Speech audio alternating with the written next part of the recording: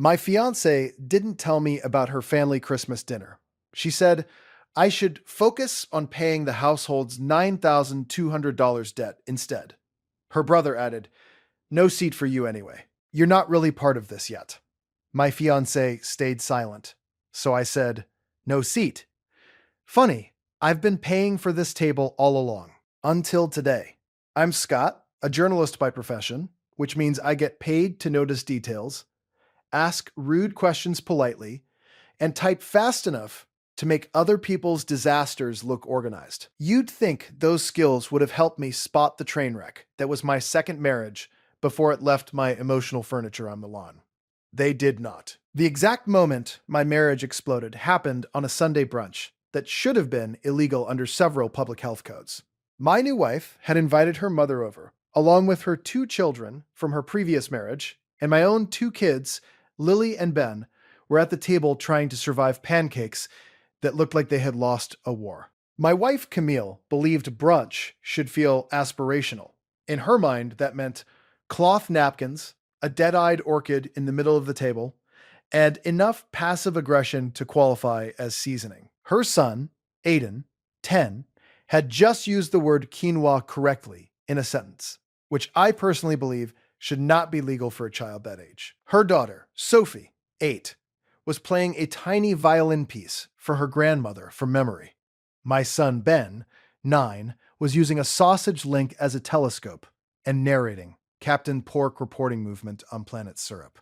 My daughter Lily, 12, was quietly sketching the whole scene in the margin of her notebook with the expression of a war correspondent documenting the fall of civilization. I was proud of both of them. Camille was not. She leaned back in her chair, dabbed in her mouth with her napkin like she was in a perfume ad for women who hate joy, and said in a honeyed voice, "So tell me, Scott, when will your kids ever be as good as my kids?" The room went very still. Not movie still. Worse. Real life still. The kind where you can hear the hum of the refrigerator and the exact moment your soul puts on steel-toed boots. Her mother, Diane, didn't even pretend to be shocked. She just smirked over her coffee and added, "Probably never." Now, I have covered City Hall corruption, 3 flood zones, 1 surprisingly literate raccoon infestation, and a local mayoral debate that ended with a folding chair flying across a church gymnasium. I have been yelled at by senators, cornered by a goat during a county fair interview, and once had a source throw chowder at me for printing the truth about his illegal lobster traps. But nothing sharpens a man's mind like hearing 2 grown women speak about his children as if they're disappointing tomatoes. Ben slowly lowered the sausage telescope. Lily didn't look up from her notebook, which was somehow worse.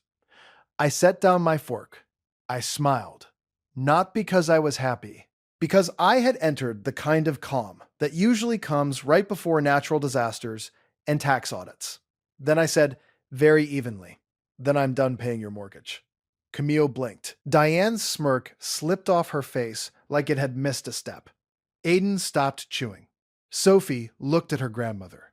Ben whispered, "Oh," like a tiny spectator at a professional wrestling match. Lily finally looked up, and if I had to describe her expression, it was this.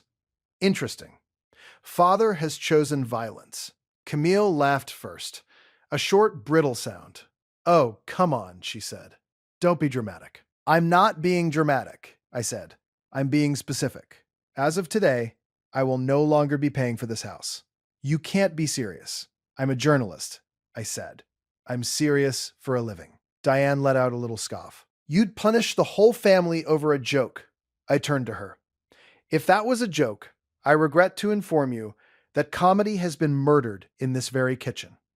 Camille pushed her chair back. "Scott, the children are here." "Yes," I said. "That is exactly why I'm not letting this continue." Ben raised one hand. "Can I say something?" "No," Camille said quickly. "Yes," I said at the same time. He pointed at his pancake. "This one looks like Michigan." It did, in fact, look like Michigan. That broke the tension just enough for me to stand up without flipping the table, which showed immense personal growth. I looked at my kids. "Go get your bags. We're heading out." Camille stared. "What do you mean, heading out?" I mean, my children are not staying in a house where they're spoken about like secondhand furniture. Diane folded her arms. You are overreacting. I nodded. That's fair, but I'm doing it in my own car with my own children after having paid your daughter's mortgage for 11 months. So I believe the technical term is reacting from a position of funding. Camille stood up too. You can't just throw that in my face. I stared at her for a second. Camille, I literally paid for your face to say that in this kitchen. Lily snorted.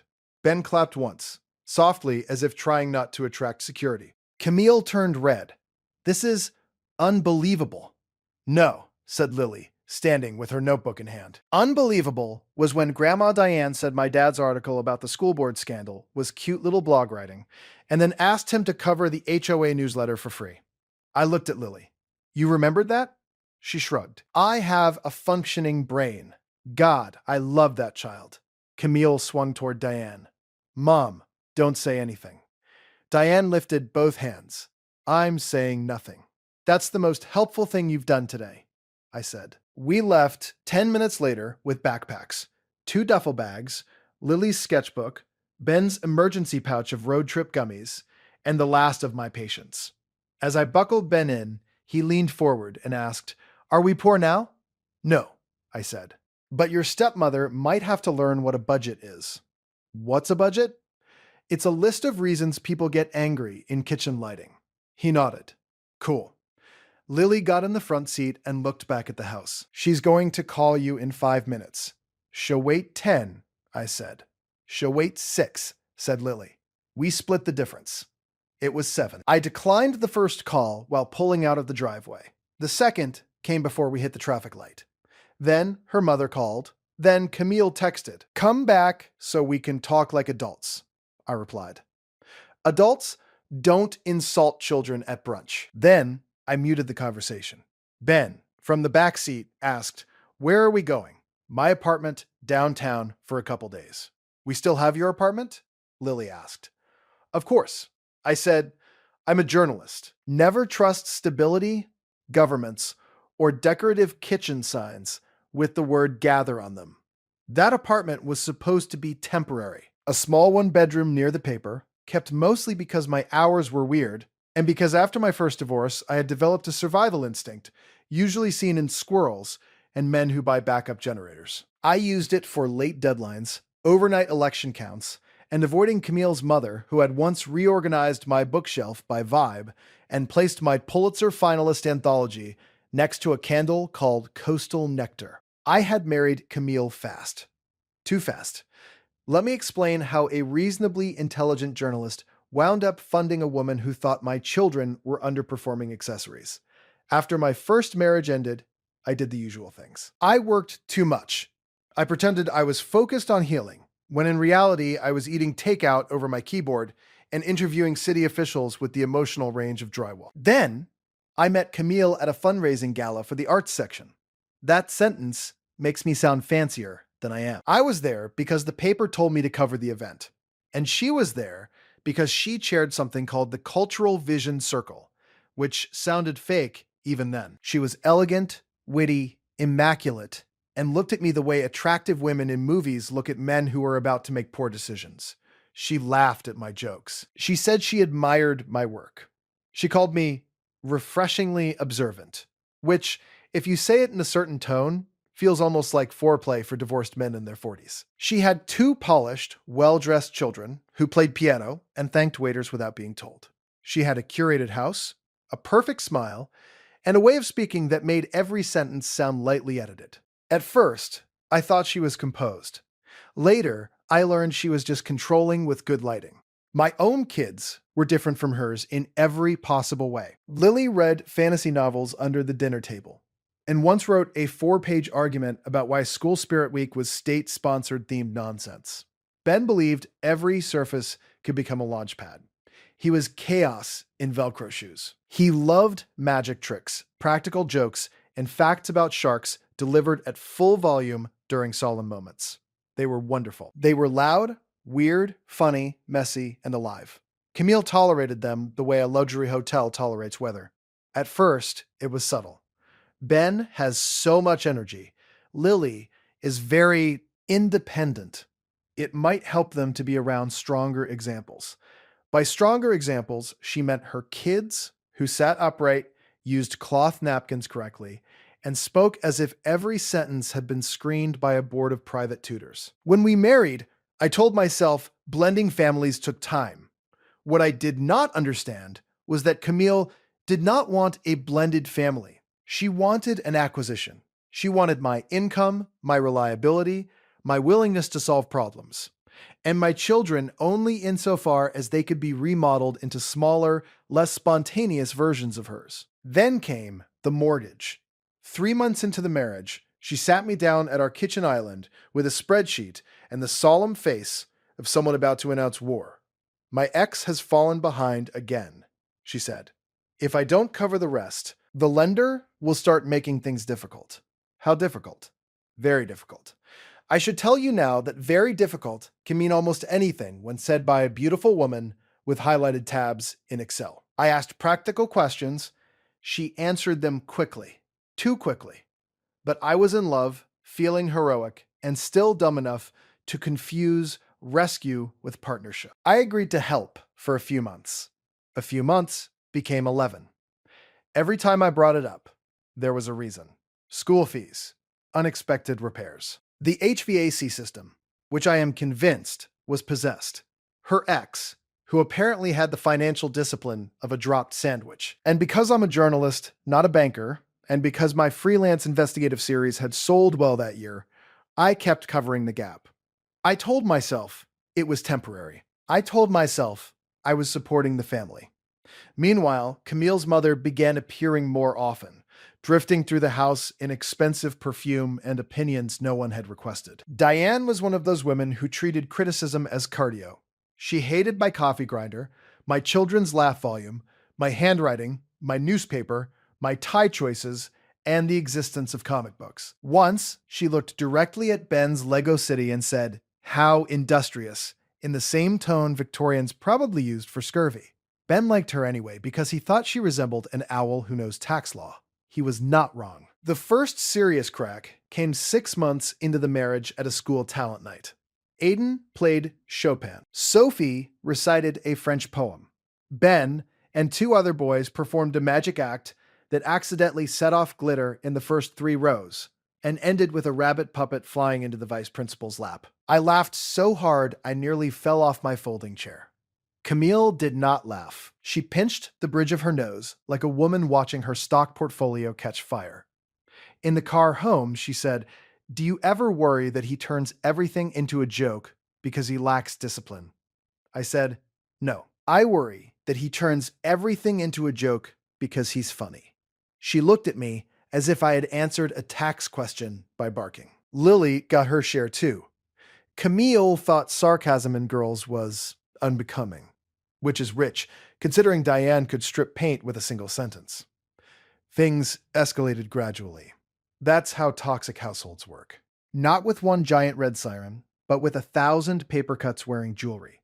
Camille corrected how my kids dressed. She suggested Lily's drawings were dark. She signed Ben up for etiquette classes without asking me. She once told me, "You can't let children mistake personality for character," I said, "and you can't let presentation mistake itself for kindness." But here we are. We did not speak for the rest of that evening, which I considered a wellness retreat. Still, I stayed. Because people who work in newsrooms are uniquely vulnerable to absurdity. We normalize chaos, we rationalize damage, we tell ourselves we've seen worse. And because she never crossed a line in front of witnesses. Until brunch. That first week after I stopped paying the mortgage was glorious. Not easy. Glorious. My apartment was too small for all 3 of us, so we built a system. Lily got the bed because she needed actual sleep and had the moral authority of a tiny, exhausted judge. Ben got the pull-out couch, which he called the fold-down command bunker. I took the armchair and learned new dimensions of back pain. We ordered Chinese food on paper plates. We watched terrible action movies. Ben built a fort from couch cushions and declared it the independent republic of not listening to Camille. Lily taped a sign over the coffee maker that read, "Free press, no tyrants." I almost cried. The phone, meanwhile, became a haunted object. Camille called 13 times the first day. Diane called 8. Then came texts. We need to discuss adult responsibilities. You are humiliating me. The bank called. Mom is very upset. The kids are confused. At one point, Diane left a voicemail saying, "A real man doesn't abandon a household." I texted back, "A real grandmother doesn't rank children over pancakes." Then I blocked her number. My editor, Frank, noticed something was wrong because I arrived Monday morning looking like a man who had slept in a recliner during a constitutional crisis. Frank had the shape and attitude of an annoyed bulldog in a blazer. He glanced at my face and said, "You look like divorce and corduroy." "Thank you." He sipped burnt newsroom coffee. Second one? Potentially worse than the first? The first one ended with lawyers. This one may end with an interpretive collapse. He nodded. Good. Channel it into the city budget hearing at 3. That's the thing about journalism. No matter what's imploding at home, there's always a councilman lying into a microphone somewhere. It keeps you moving. By Wednesday, though, the campaign changed. Camille stopped calling and started pleading. That is much more dangerous. The first soft text came at 9:14 p.m. "Can we please talk?" Without anger, I stared at it for a full minute. Then Lily, who was doing homework beside me, looked over and asked, "Is that the "my parachute is on fire" phase?" "Yes." "Are you going to answer?" "Not yet." She returned to algebra. Smart. The next morning brought flowers to the newsroom. Not to my apartment, to my newsroom. 12 white roses in a vase with a card that said, "Families go through hard moments. Come home." C. Frank read the card over my shoulder and said, "That flower arrangement has embezzlement energy." I gave the roses to copy desk. At noon, Camille showed up in person. She arrived in a camel coat and expensive sunglasses, carrying sorrow like a designer accessory. Every intern in the building looked up at once. She approached my desk. "Can we talk? Privately." "No." "Scott." "Camille." My coworker Janice, who ran court coverage and enjoyed conflict the way gardeners enjoy sunlight, suddenly became very interested in nearby filing. Camille lowered her voice. "You're making this impossible." "No," I said. "You made this impossible. I'm making it expensive." Her jaw tightened. "I said something stupid. Your mother said something worse." She was joking. I leaned back in my chair. "Tell me honestly, if I had looked at your children and asked when they'd ever be as good as mine, would you have called that a joke?" She said nothing. Janice, from 6 feet away, dropped a paperclip in support of justice. Camille tried another route.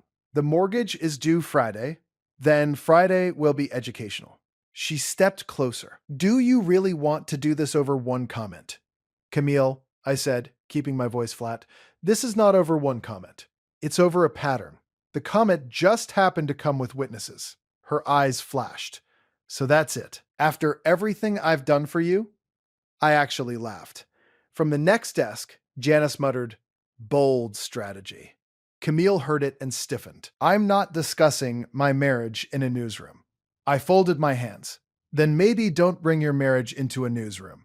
She stared at me for another second, then hissed, "You're cruel."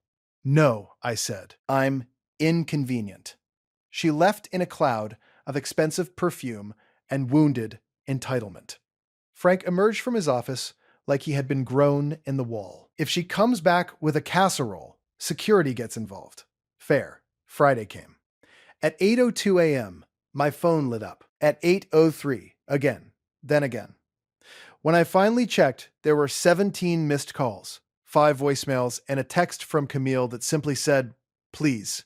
An hour later came another, "The bank won't extend again. Mom says this is vindictive." Then, at 11:26 a.m., the text I still have saved for personal inspiration.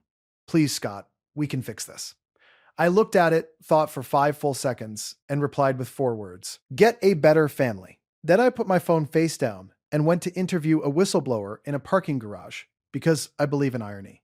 You might think that was the end. It was not. That was simply the week they discovered I had been the load-bearing wall. Things unraveled quickly after that. Camille had built much of her social identity on appearing effortlessly competent. Her house had to be pristine. Her children had to shine. Her marriage had to look elevated. Her life had to suggest an article titled How to Curate Joy with Neutral Upholstery. Financial instability did not match the brand. Within days, the pressure started leaking into all the little seams. Aiden showed up to school with his shirt inside out. Sophie forgot her recital folder. Diane began picking up extra shifts at her boutique because, as I later heard from a mutual acquaintance, retirement should not have to rescue bad decision-making, which was fascinating because for years she had treated my checking account as a spiritual resource. Then the funniest thing happened. People started talking. Not because I talked. I didn't. I'm a journalist. I know when silence does better work. No. People talked because Diane and Camille could not stop complaining to the wrong audience. Diane complained at the club. Camille complained at a school fundraiser. She told one mother that I had financially abandoned the household over a misunderstanding. Unfortunately for her, the mother in question was married to a bankruptcy attorney and had the predatory listening skills of a falcon. By Monday, the gossip had evolved into a complete civic ecosystem. At Lily's school pickup, one dad I barely knew said, "Heard you're going through it, man," in the solemn tone men use when discussing either war or leaf blowers. At the newsroom, Janice brought me a muffin and whispered, "Apparently your mother-in-law called you unstable in public. I have never respected you more." Then came the mortgage paperwork. Because I'm not a fool, I had kept records. Transfers, messages, notes, dates. Journalists document. It's what we do. We are raccoons with legal pads. And when I reviewed those records with an actual attorney, one recommended by our paper's legal consultant, a woman named Teresa who smiled like a guillotine, I learned something delicious. I had not merely been helping. I had been paying underrepresentations that were, in Teresa's exact phrase, aggressively creative. The arrears were larger than Camille had admitted. Her ex was not the only one behind on obligations. And some of the household emergencies I had covered included designer purchases, politely hidden under categories like educational necessity and home administration. I looked up from the printouts and said, "Is this fraud?" Teresa said, "It is certainly auditioning." Now, before you imagine me becoming some revenge machine in a tailored suit, understand this. I am not elegant under pressure. I am petty in a cardigan. My natural habitat is coffee, deadlines, and muttered sarcasm. But I do appreciate evidence. So when Camille invited me to one final civil conversation at the house, I said yes. Partly because I wanted closure. Mostly because Teresa told me, never interrupt people who think they're about to manipulate you. I arrived on a Thursday evening. Diane was there, of course, perched on the sofa like a hostile sculpture. Camille had lit candles. Nothing says honest communication like flammable eucalyptus. The kids were elsewhere. Good. Camille folded her hands. "Thank you for coming." Diane sniffed. "Some men still remember duty."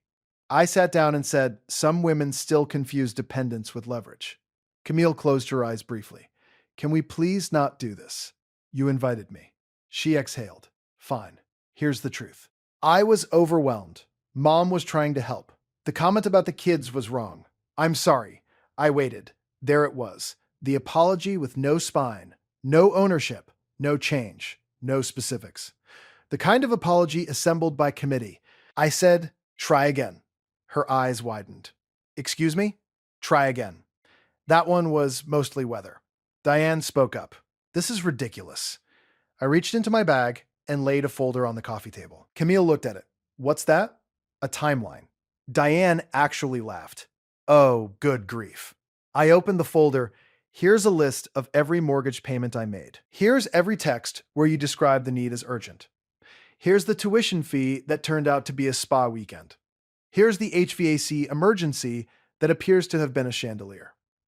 Camille went pale. Diane sat straighter. I pulled out another page, and here are school messages, calendar notes, and emails documenting repeated incidents in which my children were criticized, compared, or excluded. Camille whispered, "You documented all that." "I'm a journalist," I said. "If a pigeon blinks suspiciously near public money, I document it." She looked furious now. "So what? You've been building a case against me?" "No," I said. "You built it." I alphabetized it. Diane stood up. This is a private family matter. That stopped being true when you involved my children and my bank account. Camille's voice cracked. What do you want? And there it was. The question beneath all the others. Not how do we heal? Not how do I make this right? What do you want? I looked at her for a long moment. I want my children never compared to yours again. I want you and your mother to stop speaking about them at all unless it is with respect. I want every lie attached to my money corrected. I want you to understand that being polished is not the same as being decent. And I want out. Diane scoffed. You'll regret this. I stood. No, I said. I regretted brunch. This feels excellent. As I reached the door, Camille called after me, her voice suddenly raw. Scott, please. We can still be a family. I turned back. No, I said quietly. You wanted a hierarchy. That's not a family. Then I left. I expected rage after that. What I got was collapse. The bank moved faster than they had expected. The attorney's letters moved faster than that. And then, because the universe occasionally writes sitcoms, Diane's condo association hit her with a special assessment the same month. For the first time in years, both women had to solve their own emergencies without using my wallet as a flotation device. They called non-stop for another week. Unknown numbers. Work line. Office landline. Once, absurdly, through Ben's tablet because Sophie had his game contact. Ben handed me the tablet and said, "Your old life is ringing." I almost framed that sentence. Meanwhile, my own life got weirdly good. Not perfect. Small apartment, shared corners, laundry like a military operation.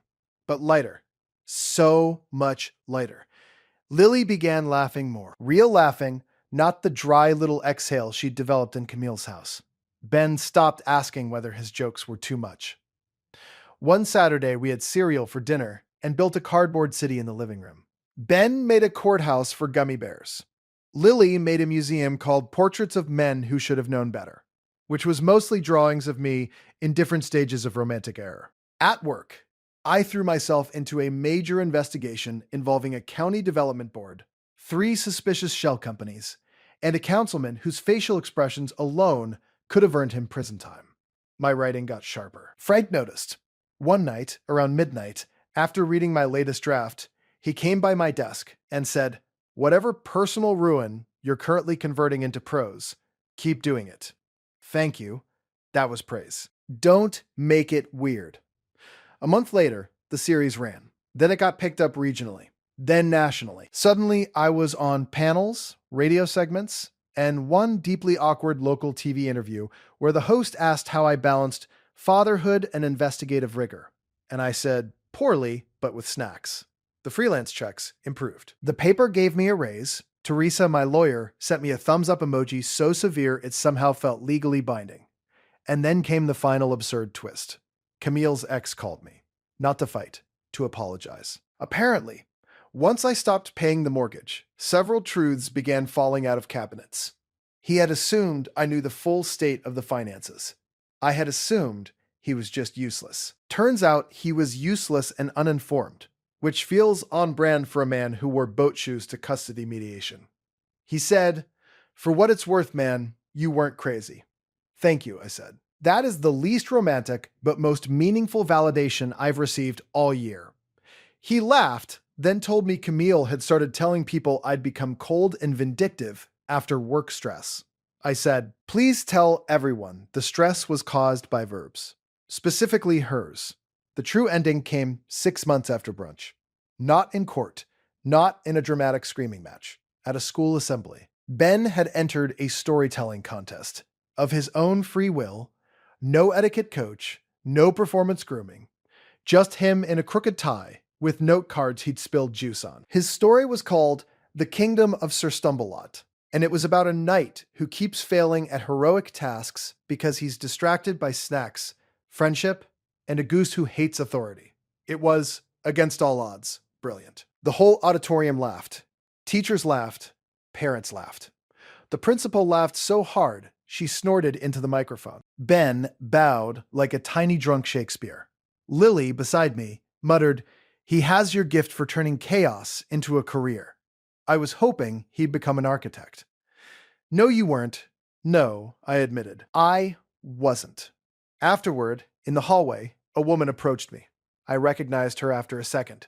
Camille's old friend, Marissa, one of the polished brunch orbiters. The kind of woman who always smelled faintly of expensive lemons. She looked embarrassed. Scott, I just wanted to say I'm sorry for not speaking up back then. At brunch? She nodded. Your son is wonderful. He is, and your daughter too. Camille used to make a lot of comments. I should have said something. I appreciated that more than I expected. Thank you, I said. Then Ben ran over and shouted, Dad, I won a coupon for free frozen yogurt, and also Mr. Jenkins says the goose was a metaphor. I put a hand on his shoulder. Was it? No clue, he said cheerfully. Lily appeared holding her sketchbook. I drew him during the speech. She showed me a cartoon of Ben as a knight riding a furious goose beneath a banner that read, Probably never. I laughed so hard. My eyes watered. That night, after frozen yogurt and celebratory fries because nutrition is flexible in victory, we sat in the apartment eating on the floor because I still hadn't bought enough chairs. Ben asked, Do you ever miss living in the big house? I thought about that. The polished kitchen, the staged fruit bowls, the elegant silence, the feeling that every laugh needed permission. No, I said. Lily looked up from her sketchbook. Not even the nice shower? The shower was excellent. That's fair. But no, I said again. I don't miss the house. What I didn't say was this. I don't miss needing to translate my children into something more acceptable. I don't miss a marriage where kindness had to be earned through performance. I don't miss funding a life that only valued people when they looked expensive. A lot of people think the big victory in stories like this is revenge. It isn't. Revenge is flashy, temporary, usually terrible for your sleep. The real victory is clarity. The real victory is hearing someone insult the people you love and realizing all at once that your fear of disruption has been financing your own unhappiness. The real victory is choosing the smaller apartment, the messier dinners, the louder laughter, the uncertain future, because it is honest. A few weeks after Ben's assembly, Camille sent one last message from a number I hadn't blocked yet. I still think you overreacted, but I hope the kids are well. I stared at it for a moment. Then I typed, they're not as good, they're better, and I blocked the number. Now it's just us most weeks. Me, Lily, Ben, deadlines, noise, unmatched socks, cereal shortages, and the occasional philosophical argument about whether raccoons understand crime. I still work too much sometimes. I still drink bad newsroom coffee. I still make questionable romantic choices, though my children now insist on vetting candidates, which feels both insulting and statistically wise. But the apartment is full of laughter. Lily covers the fridge with drawings. Ben performs card tricks on delivery drivers. My byline keeps growing. My spine came back, and every now and then, when life gets too quiet, I remember that brunch. Camille asking, when will your kids ever be as good as my kids? Diane smirking, probably never. And me finally understanding that the most powerful sentence in a bad marriage is sometimes the least poetic one. Then I'm done paying your mortgage. Turns out that was not the end of my family. It was the beginning of getting a better one.